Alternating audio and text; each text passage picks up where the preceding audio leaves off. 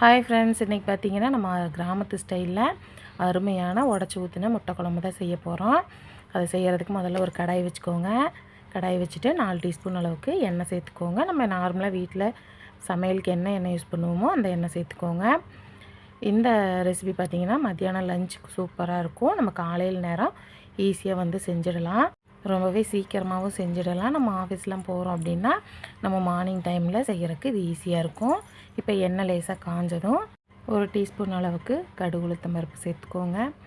கடுகு வந்து நல்லா பொரியணும். கடுகு நல்லா பொரிஞ்சதும் இது கூடவே நம்ம வந்து 1 டீஸ்பூன் அளவுக்கு நம்ம வந்து சோம்பு சேர்த்துக்கலாம். சோம்பு சேர்த்துட்டு இது கூட ஒரு 1/4 டீஸ்பூன் அளவுக்கு நீங்கள் கசகசாவும் சேர்த்துக்கோங்க. சேர்த்துட்டு நல்லா பொரிஞ்சதும் ஒரு 2 கொத்தளவுக்கு கருவேப்பிலை சேர்த்துக்கோங்க. கருவேப்பிலை நல்லா பொரிஞ்சதும் இது கூடவே வெங்காயம் சேர்த்துக்கலாம். நான் இன்றைக்கி பார்த்திங்கன்னா 2 பெரிய வெங்காயம் எடுத்து அதை பொடியாக கட் பண்ணி நான் இது கூட சேர்த்துக்கிறேன். சேர்த்துட்டு நல்லா வந்து வதக்கிக்கோங்க. நல்லா வெங்காயம் வந்து ஒரு கண்ணாடி பதம் வர வரைக்கும் நல்லா வந்து வதக்கிக்கோங்க. அதாவது ஒரு 2 நிமிஷம் நல்லா வந்து எண்ணெயில் வதக்கி விடுங்க. ஓரளவு இது போல் நல்லா வதங்கினதும் 1 டீஸ்பூன் அளவுக்கு இஞ்சி பூண்டு பேஸ்ட்டு சேர்த்துக்கலாம். சேர்த்துட்டு இதையும் வந்து நல்லா கலந்து விடுங்க. இஞ்சி பூண்டோட பச்சை வாசம் போகிறது வரைக்கும் நல்லா வந்து வதக்கிக்கோங்க. ஹை ஃப்ளேமில் வச்சு ஒரு 2 நிமிஷம் நல்லா வந்து வதக்கி விடுங்க. இஞ்சி பூண்டோட பச்சை வாசம் போனதும் நம்ம வந்து ஒரு 2 தக்காளி வந்து கட் பண்ணிக்கலாம்.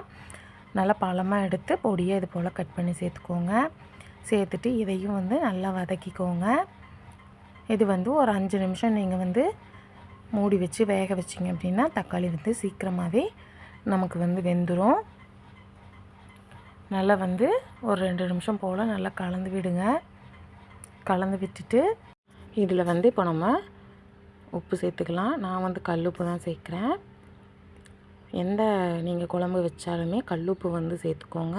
அது வந்து இன்னும் கொஞ்சம் வந்து டேஸ்ட்டு கொடுக்கும். இதில் பார்த்திங்கன்னா 1/4 டீஸ்பூன் அளவுக்கு நான் வந்து மஞ்சள் தூள் சேர்த்துருக்கேன். சேர்த்துட்டு இதை வந்து ஒரு டைம் நல்லா கலந்து விட்டுடுங்க. தக்காளி வந்து உப்பு சேர்க்கும் போது சீக்கிரமாக வந்து வெந்து வந்துடும். அதனால் வந்து நல்லா கலந்து விட்டுடுங்க. கலந்து விட்டுட்டு இதில் வந்து லேசாக நம்ம வந்து தண்ணி விட்டுக்கலாம். அதாவது ஒரு 1/2 டம்ளர் அளவுக்கு தண்ணி விட்டுக்கோங்க. தண்ணி விட்டுட்டு இதை ஒரு டைம் கலந்து விட்டு நீங்கள் மூடி போட்டு வச்சுடுங்க. பாருங்கள், இந்த அளவுக்கு நல்லா கலந்து விட்டுடுங்க. கலந்து விட்டுட்டு இப்போ நம்ம இதை மூடி போட்டு ஒரு 2 to 3 நிமிஷம் வந்து வேக வச்சுக்கலாம். நமக்கு 2-3 நிமிஷத்துலேயே வந்து தக்காளி நல்லா வெந்து வந்துடும்.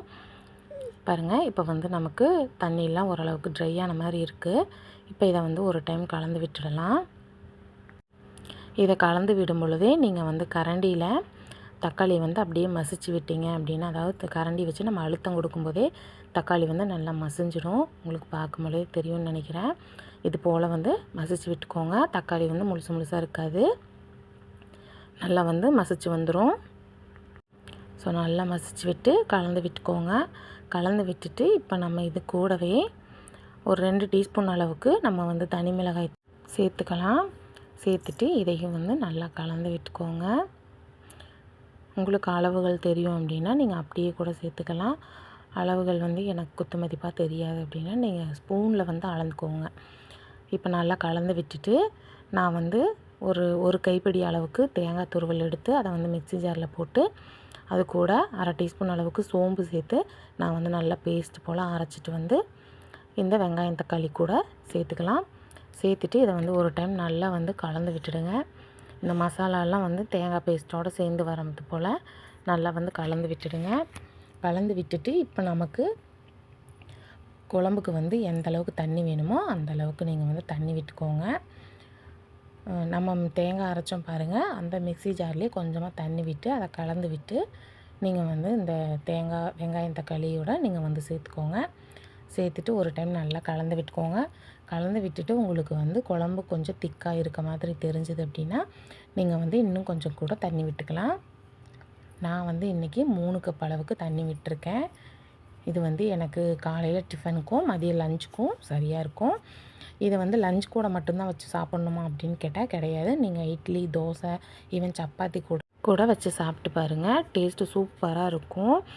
நம்ம இட்லி தோசைக்கு தனியாக சைட் டிஷ் பண்ணணும் அப்படின்னு அவசியமே இல்லை.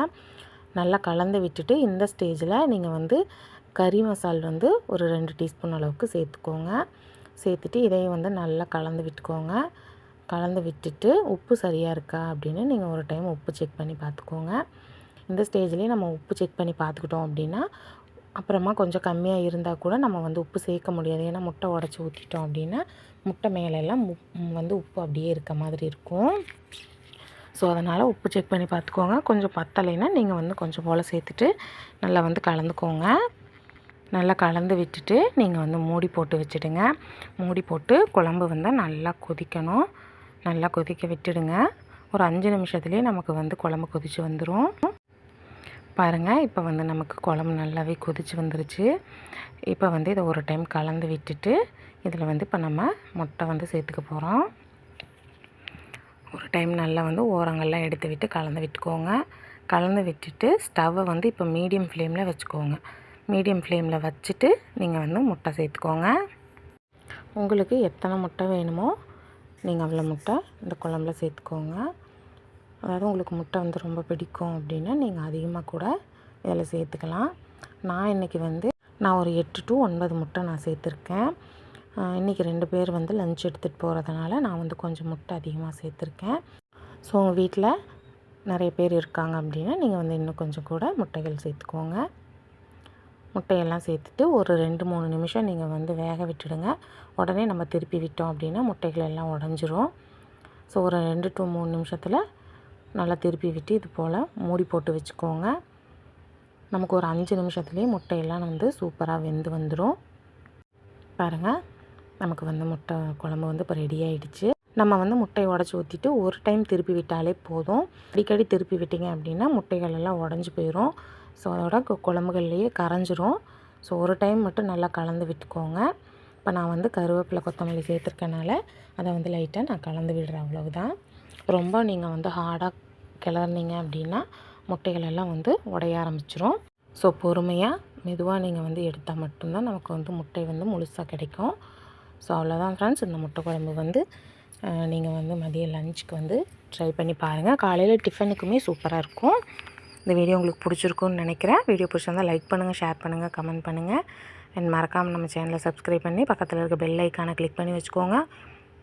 அப்போ தான் நான் போடுற வீடியோ உங்களுக்கு நோட்டிஃபை ஆகும். இது போல் நிறைய வீடியோ நம்ம சேனலில் அப்லோட் பண்ணியிருக்கோம். செக் பண்ணி பாருங்கள், உங்களுக்கு யூஸ்ஃபுல்லாக இருக்கும். வீடியோ பிடிச்சிருந்தால் உங்கள் ஃப்ரெண்ட்ஸ் அண்ட் ஃபேமிலிக்கும் ஷேர் பண்ணுங்கள்.